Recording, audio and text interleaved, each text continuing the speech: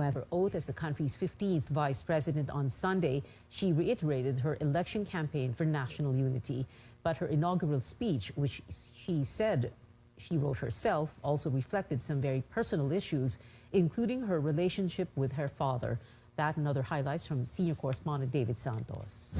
The voice of 32.2 million Filipinos was loud and clear. I am now the Vice President-elect. Sara Duterte speaking after being sworn in 2 weeks earlier than President-elect and running mate Bongbong Marcos. Her parents, outgoing President Rodrigo Duterte and Elizabeth Zimmerman, standing witness as she is administered the oath of office. My life is a testament to the power of a God. She earlier attended Mass at the San Pedro Cathedral with husband Man Scarpio on her side. Her foray into politics, from Davao City Vice Mayor to becoming the nation's Vice President, she attributes to divine intervention. There is a God whose will transcends the desires of our hearts, one whose will directs us to the way that we might not have imagined. The father-daughter, having not spoken for almost a year now, shared a public hug, drawing cheers from the crowd. Happy Father's Day to all the fathers who make sure that another person is given the best of everything. She later spoke about the many complex issues children face today, including some that may be close to her own personal experience.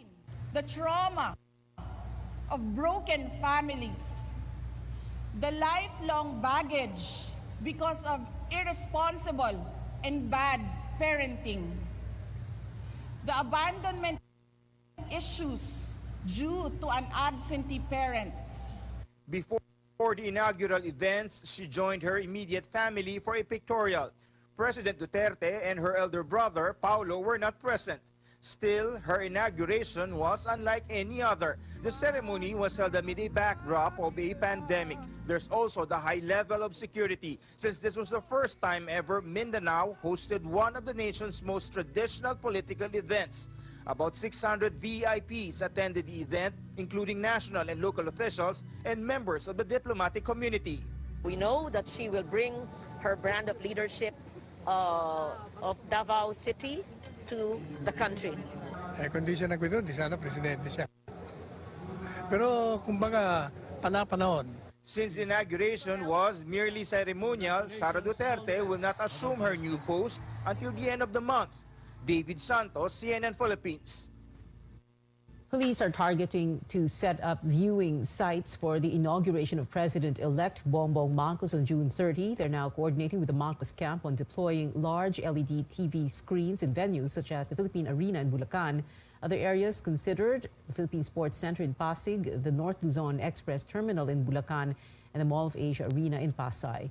The move is a bid to reduce the number of people expected to flock to the inauguration venue, the National Museum in Manila.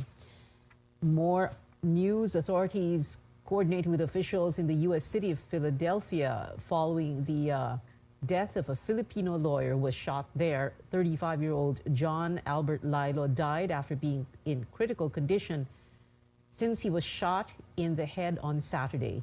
Philippine Consul General in New York, El Mercato, says Lailo and his mother were in an Uber ride to the airport during their vacation when 6 bullets were fired at the car. Authorities are still determining who the suspect is and the possible motive for the shooting.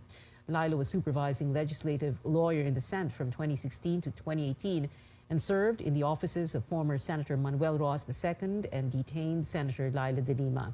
During the May elections, Lailo, who was the official counsel of outgoing Vice President Leni Robredo in the Board of Canvassers in the city of Makati. More stories when we come back. The President-elect says he will be heading the Agriculture Department.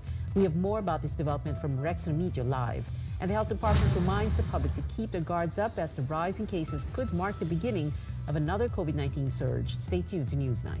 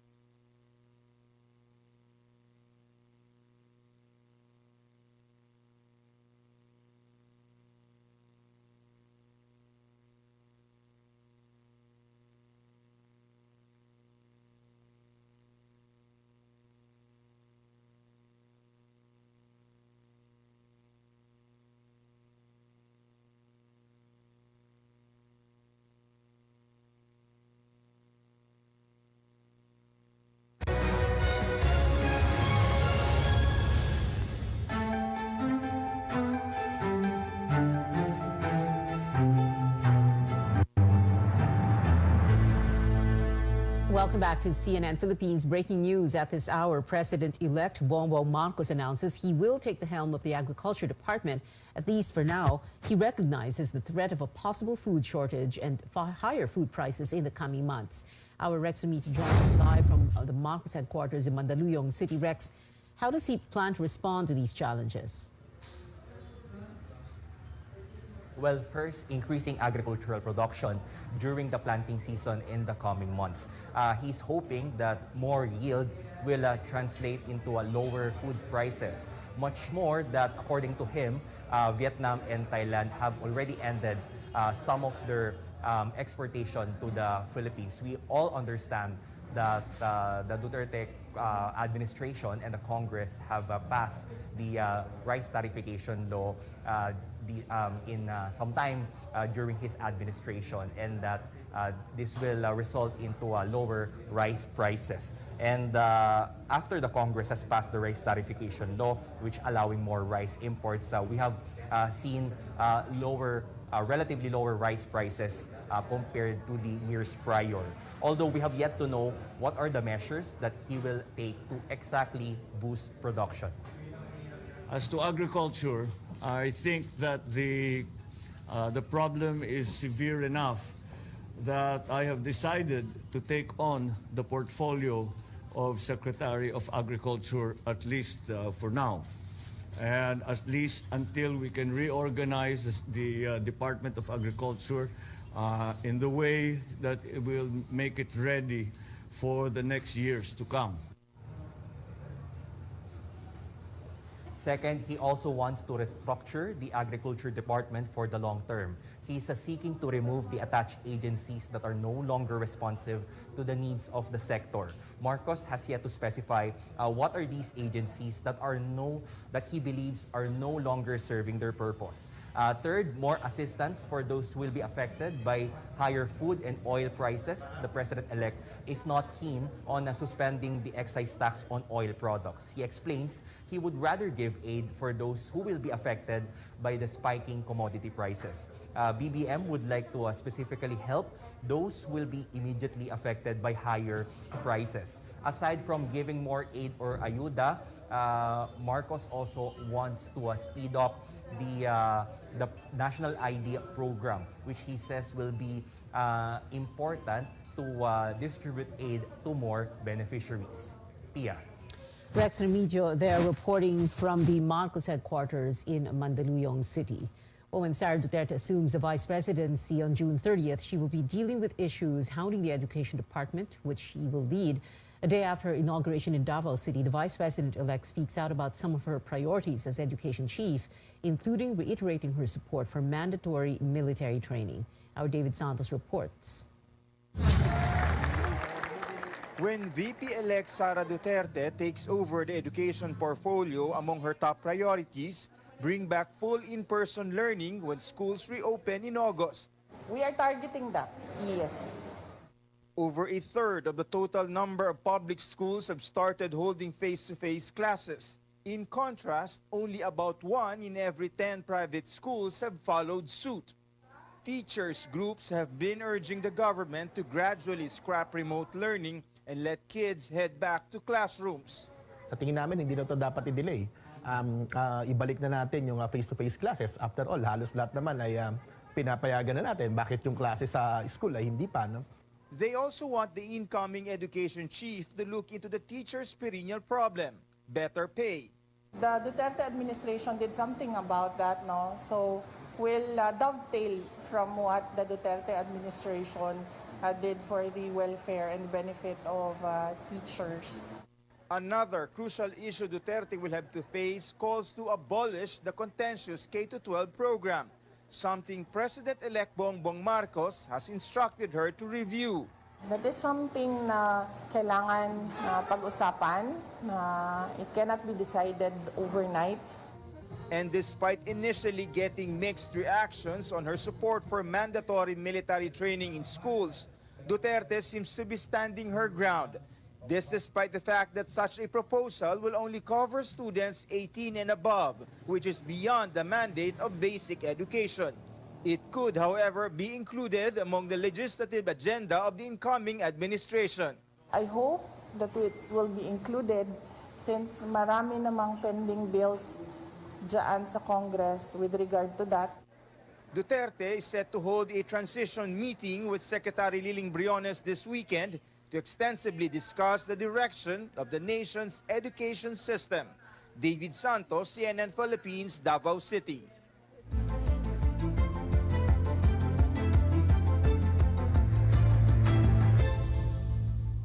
The health department warns the country could be seeing the beginning of a peak in COVID-19 cases, particularly in Metro Manila. Spokesperson Maria Rosario Vergere says the current trend mirrors the increase during the Delta and Omicron waves. Vergere attributes the rising infections to the Omicron subvariants, increased mobility, and waning immunity from slow booster uptake.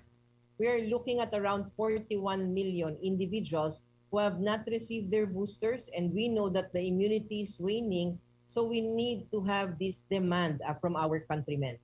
But I hope that a lot of people know there would be more demand for this, and they will not wait until cases are so high already that they receive their boosters by that time. Health officials, however, have yet to approve a second booster for the general public, despite calls for additional protection against more infectious subvariants. The DOH is closely monitoring the cases in 7 regions now listed on your screens. Over 3,000 infections were reported nationwide from June 13th to the 19th. Daily average was at 436, 82% higher than the previous week. COVID-19 watchdog Octa Research expects new cases in the country to reach up to 1,000 by the end of the week, but the group believes there is no need to escalate to alert level 2 just yet. Overseas now, following the spread of COVID-19, North Korea is battling the outbreak of an unidentified intestinal disease. Leader Kim Jong-un and wife Ri Sol-ju have sent medicines to South Gyeonggi province to address the acute enteric epidemic. Medical responders also reportedly dispatched. Over 800 families were affected in the province south of the capital, Pyongyang. Welcome news for the United States, which is set to administer COVID-19 shots to younger children. The Centers for Disease Control and Prevention has given a go signal for the inoculation of children under 5 years old. The U.S. Food and Drug Administration approved the expansion of the emergency permits of the Pfizer and Moderna doses on Friday.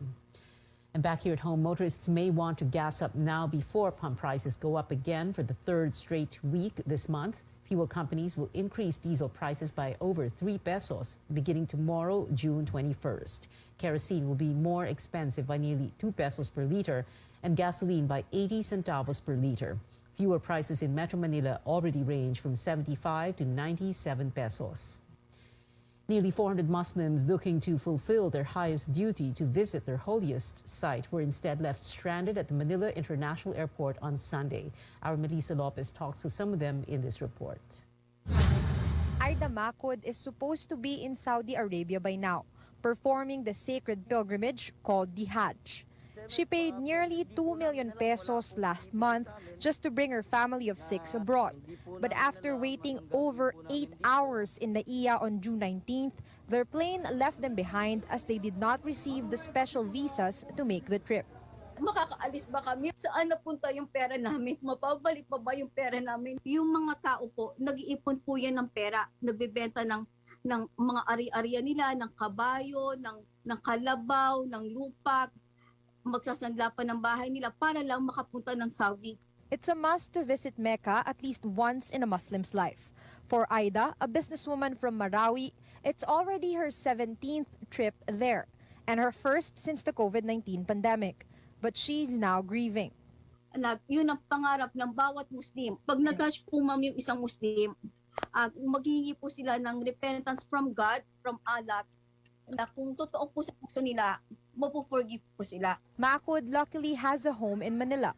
Those who don't took shelter at the Golden Mosque in Quiapo. The National Commission on Muslim Filipinos pins the blame for the chaos on a third-party service provider. Pagdating ho sa financial, wala hong problema.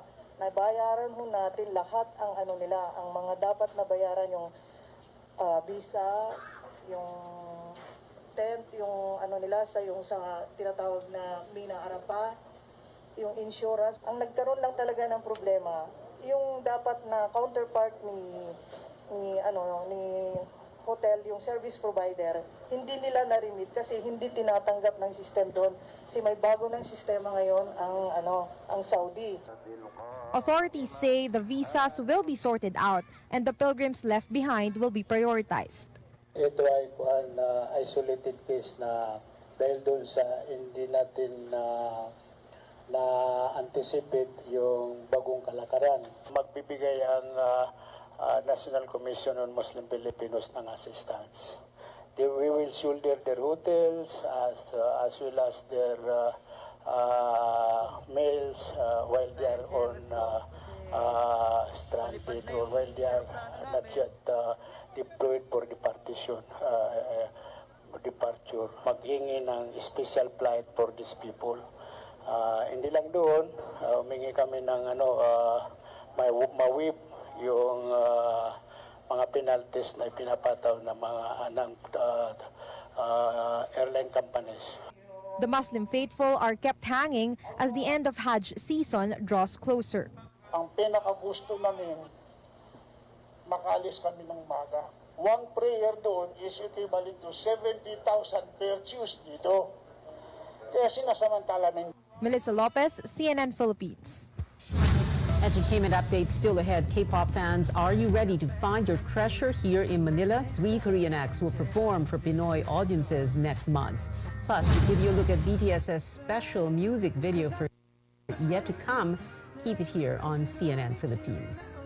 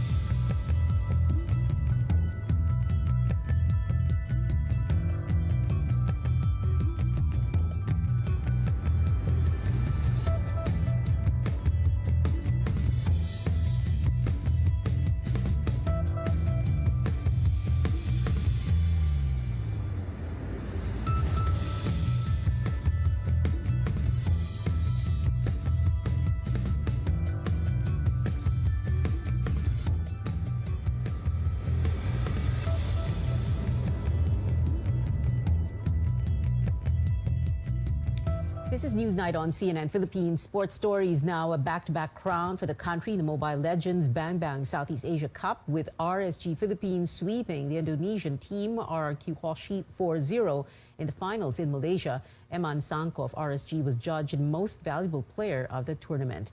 And a runner-up finish for Filipina tennis star Alex Ayala at the women's singles finals of the W60 Madrid meet in Spain on Sunday. Hometown bet Marina Basols Ribera took the title, defeating the 70-year-old in straight sets 4-6, 5-7. Collegiate volleyball here in Manila, the undefeated NU Lady Bulldogs took Game 1 of the UAAP Finals, beating the De La Salle Lady Spikers in 3 sets. NU is now 1 win away from the title. Find out if the team completes a historic sweep of the tournament with Game 2 tomorrow at the Mall of Asia Arena in Pasay City.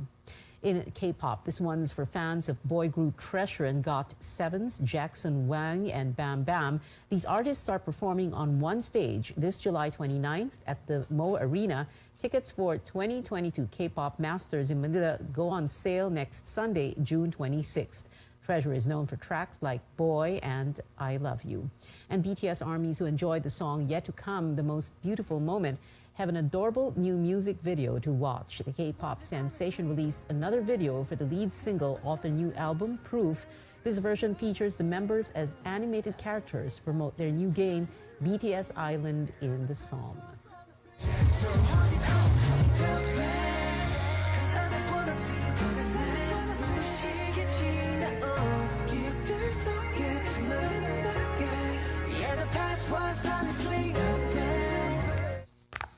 Proof has also become BTS's 6th album to top the Billboard 200 chart. The anthology debuted at #1 after selling 300,014 album units in the U.S. by June 16. And that is it for now. Join me again on News.ph at 7 p.m. I'm Pia Ontiveros. Before we go, progress underway for the infrastructure sector after road projects took a back seat because of the COVID-19 pandemic. Let's watch this. The pandemic has been a flickering traffic light in the economy. Road projects had to take a back seat to curb the consequences of the health crisis. But now that infrastructure gaps are ready to be filled, driving forward on the road to progress is now green and go.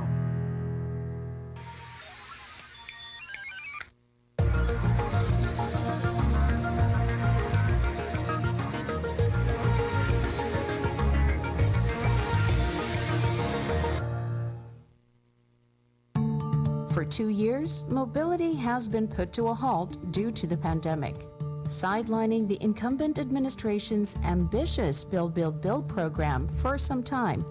But as restrictions have eased, both the government and private sectors are circling back to the much-needed infrastructure development in the country. When the pandemic hit us, we lost trillions of pesos in our economy. When the lockdown was implemented, the economy almost totally shut down. And then came the 3rd or the 4th quarter of 2020. That is when construction started to pick up. I think it was very important on the part of the private sector to pick up immediately. That was a major contribution of the private sector, in particular the continuing construction of the Skyway. They were able to finish and keep many of these workers on the job. So as far as the economy is concerned, the private sector doing infrastructure projects contributed significantly to the economy at the time. For us to be able to move forward, infrastructure development should be a focus of any economic development program in the country in the next few years.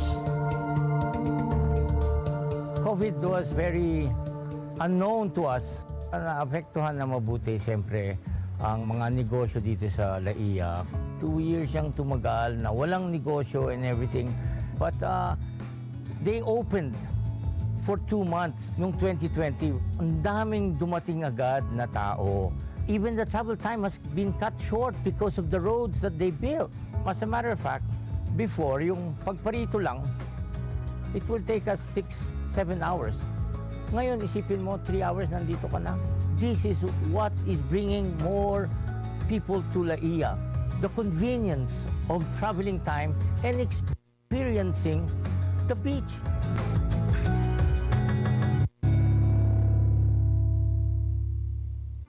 San Miguel's decision to go into infrastructure development was part of its major diversification program in the late 2000s. To unlock the true economic potential of our country and enable more Filipinos to prosper, we needed to address the barriers to growth. Among them was the lack of infrastructure. The objective is to improve transportation, mobility, and accessibility in our cities by seamlessly connecting or linking up all our road and rail networks, airports, and seaports. With this, we can decongest Metro Manila, accelerate and make more efficient the transportation of people and goods, improve access between cities and provinces, develop new economic growth centers, boost our local industries, enable tourism, create more jobs and business and livelihood opportunities, and allow everyone to have a better quality of life.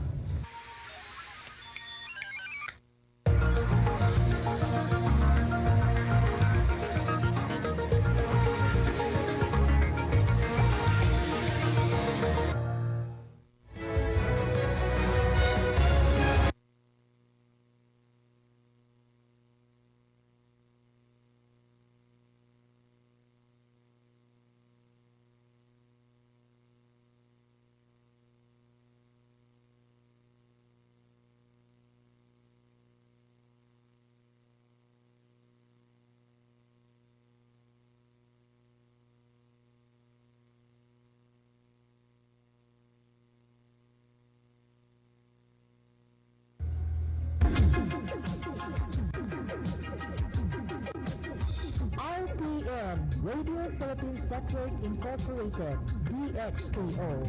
13 sa uso sa bayan sa inyong radyo. RPN DXKO, ang Radyo Ronda dili sa Dakbayan sa Cagayan de Oro. Sibiyahan na may galaon sa katawhan, andam mo serbisyo sa tanan. Ang RPN DXKO Radyo Ronda, sakop sa KBP, kapisanan ng mga broadcaster ng Pilipinas.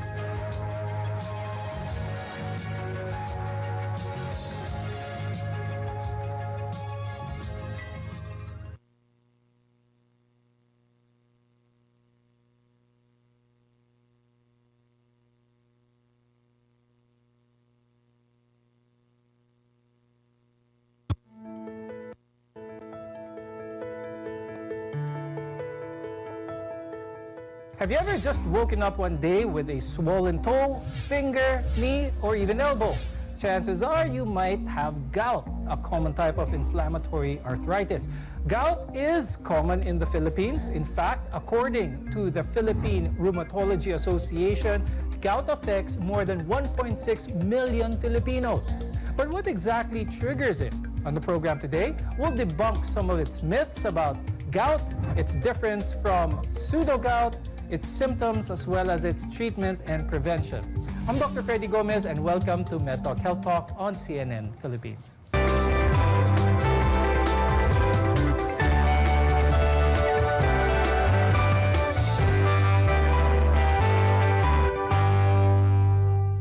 To help us through this topic on gout, with us is Dr. Givenchy Marie Garcia Bonifacio. She's a rheumatologist from the Medical City.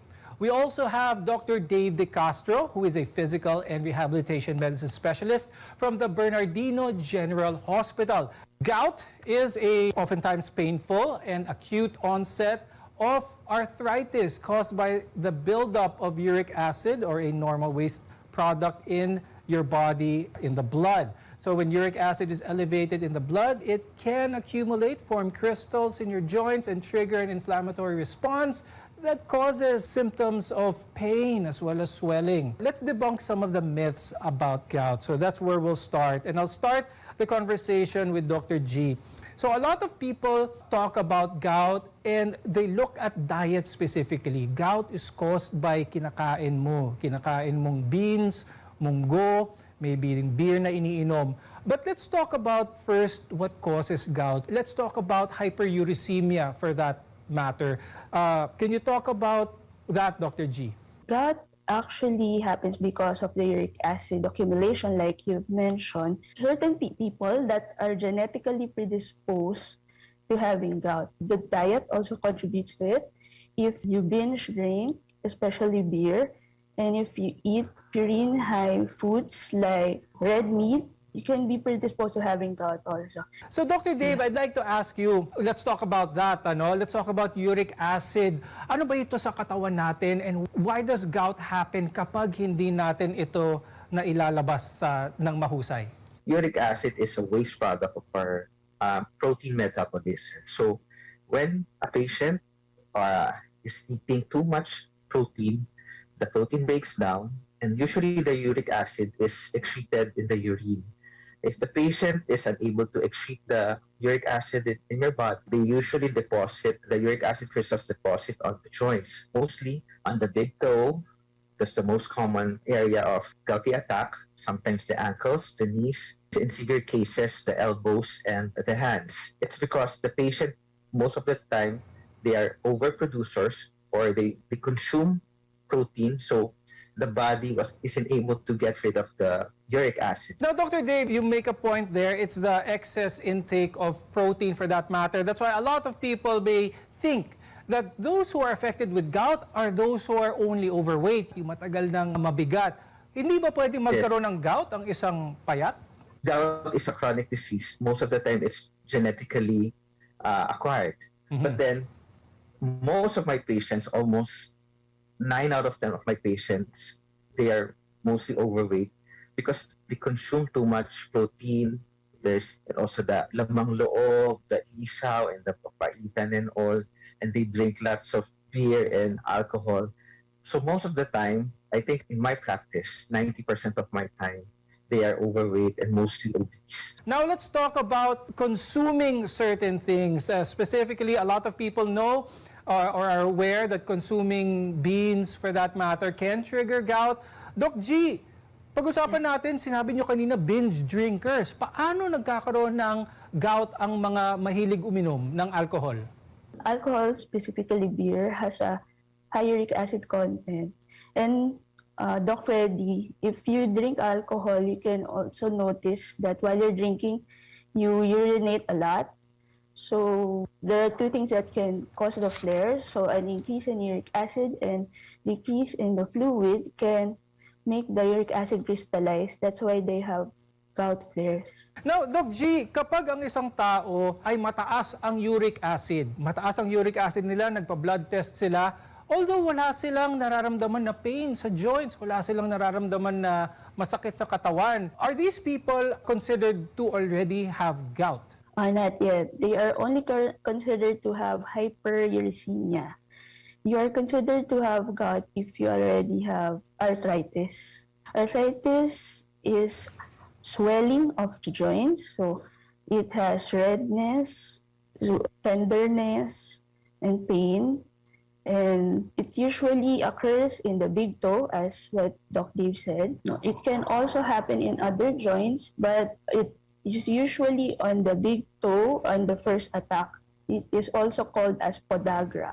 Dr. Dave, aside from alcohol, specifically beer, aside from the high purine foods, are there any other things that people consume that are contributory to triggering a gouty attack? People consuming maintenance medications for hypertension, like the diuretics, people who are dehydrated and not used to drinking lots of water, sometimes they had this gouty attack because they cannot get rid of the uric acid in the urine. So most of the time, it's a multifactorial disease. There's diet, there's the dehydration, and sometimes I see patients with high-impact activities like basketball or jumping. Then when they had this trauma on the foot, sometimes they had this gouty attack because most of them it's either overweight or they have constant trauma to the feet or the knees because the uric acid loves inflammation. So they tend to see that there's an inflamed area, so they will go there and have an inflammation. So there are many factors involved. Can one of the factors, Dr. Dave, be sugar? Can people who are fond of sugar increase their uric acid?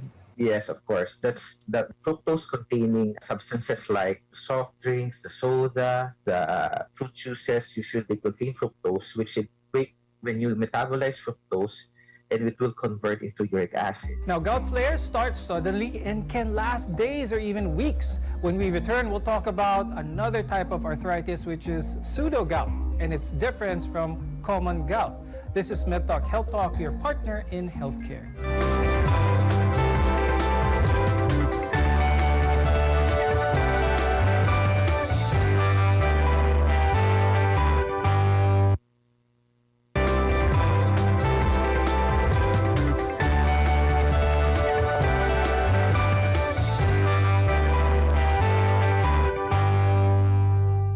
I'm Dr. Freddy Gomez, and welcome back to MedTalk Health Talk, where caring is our calling. Now let's talk about a form of gout, which is called pseudo-gout. Dr. G, for those who are unfamiliar with pseudo-gout, please tell us what it is, where does it happen mostly? Pseudo-gout is a kind of arthritis that usually happens in patients who are 60 and above. And in contrast to gout, it usually occurs on the knee first, and it lasts longer. And the difference will usually be seen under the microscope. The type of crystal that causes the gout is calcium pyrophosphate. With that, Dr. Dave, pag-usapan naman natin is what happens is, or what causes the most symptoms is the accumulation of these gouty crystals, these uric acid crystals in the joints. You mentioned earlier that the most common part that starts with this is the big toe, but it can also be felt in other joints as well. Let's talk about that. When will the crystals normally form, causing the more painful symptoms? Is this something that is reversible? The symptoms usually is the patient usually comes in, there's a history of too much intake of alcohol, then alcohol contains uric acid. The patient will complain of swollen foot, that the uric acid likes to stay on small joints, so that's why it's in the big foot.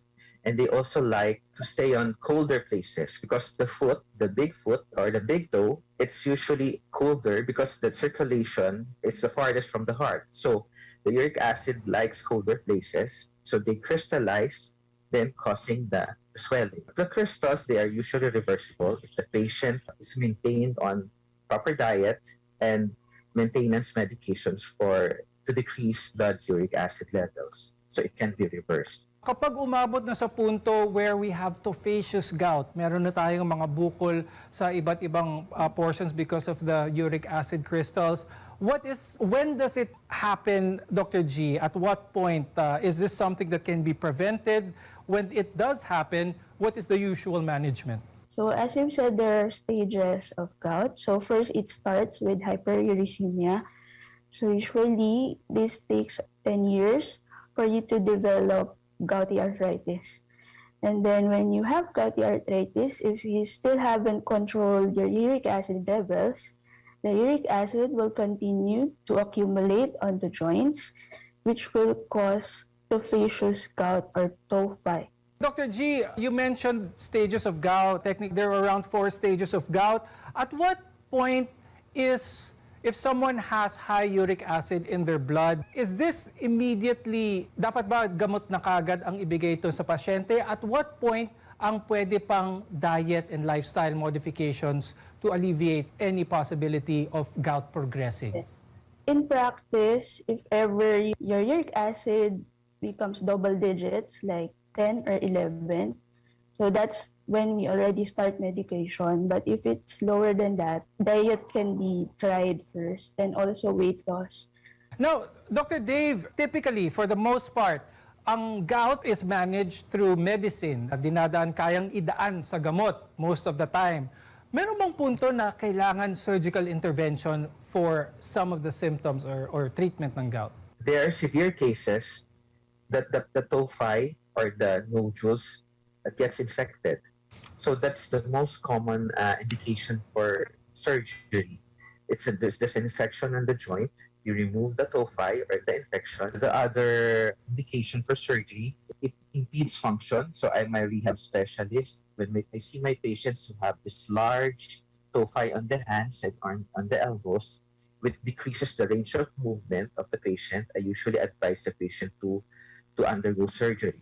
For those who are suffering from gout, could you describe what type of physical limitations they may have? Can they still do their daily, day-to-day activities or very limited sila because of this? We're trying to emphasize how important it is to prevent this from happening. They can still have regular activities. We actually have athletes or basketball players who have gout. As long as we control the uric acid levels, they can live a normal life. Now, Dr. G, pag-usapan natin yung common gamot para sa isang taong meron gout. So, a lot of people may be familiar with the medications being given. Please explain how the different medications function. At what stage of gout are they most effective? The first one, the overproduction, that's the drugs that we have here in the Philippines. And I know everybody knows this, allopurinol. It blocks the formation of uric acid. So it lowers the uric acid that is produced. That's why the uric acid level is controlled. Coming up, we'll talk about tips on how to treat and manage your gout. Only here on MedTalk Health Talk.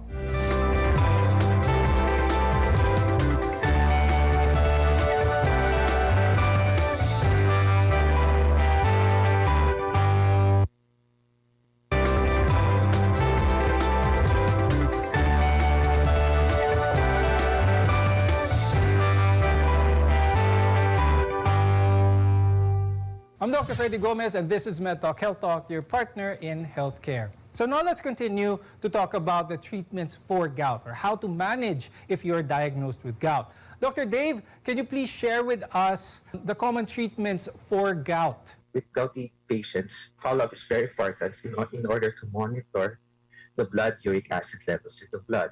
Most of the time, patient would self-medicate with anti-inflammatory drugs. Then they usually, you see them with kidney disease or the liver, so enzymes are increased. So follow-up is important to prevent exacerbation or the attacks of acute gout. Then you need to tell them to regularly check their blood chemistry, to check the liver enzymes, especially because allopurinol is not good for the liver. So you need to check them at least every 3 months to check the joints, to check the blood chemistry, and so you can titrate or you can adjust the dose of the medications. Are there any new studies when it comes to the treatment of gout, the management of gout, and how to manage the arthritis symptoms for that matter? There are currently nothing new, but it's important to reiterate to patients that they have to do regular follow-ups because they have to work closely with their physician to fight off this gout and to control it. So like Dr. Dave said, there are certain medications that you give for the attack. And then there's also something you give for prophylaxis so that you won't have recurrent gouty attacks. And there's something that you give to lower the uric acid level. So for the attacks, the acute attacks, you usually give this NSAIDs or non-steroidal anti-inflammatory drugs. And for prophylaxis, we usually give colchicine. And then to lower the uric acid, usually we give allopurinol and febuxostat if they're allergic to allopurinol. Is there any advice that you could give, Dr. G, to those who are diagnosed with gout, some of the more low-cost ways in order for their quality of life to be improved? We can also do exercise. We have weight loss because weight loss also helps in the decrease of the uric acid levels. The available drugs, the allopurinol, is actually already cheap. That's what we give so that they can sustain it. Before we go, Dr. Dave, do you have any final tips for our viewers, especially when it comes to lifestyle modifications? That you need to have a healthy lifestyle and you need to maintain it. You need to exercise, at least focus on the low impact exercises. You need to enjoy life because Filipinos, we love eating. So you should have a list of foods that you need to avoid in order to avoid the acute gout. Also, you need to hydrate properly. avoid those soda, those sweetened drinks that can cause knee pain. And you need to follow up regularly, not just because you have the acute gout attack, you go to the doctor. You need to follow up regularly kahit walang pamamaga or walang nararamdaman. So you can monitor your blood chemistry, including the blood uric acid levels. Thank you, Dr. Givenchy Marie Garcia Bonifacio and Dr. Dave De Castro for being with us today and sharing your tips and expertise about gout. I'm Dr. Freddy Gomez and thank you for watching MedTalk Health Talk. We'll see you again next time.